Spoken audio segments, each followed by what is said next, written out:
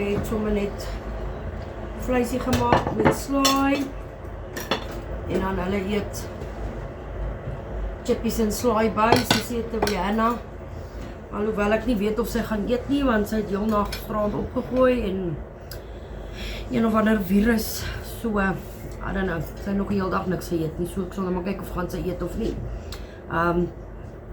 Laat weet my in die comments wat julle eet. Mag julle 'n beautiful naweek hê. Be blessed en mag julle bekers oorloop.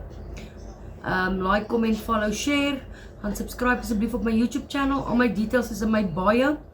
As daar enige iemand is wat my kan help. Ek moet die 27ste in Potchefstroom vir operasie.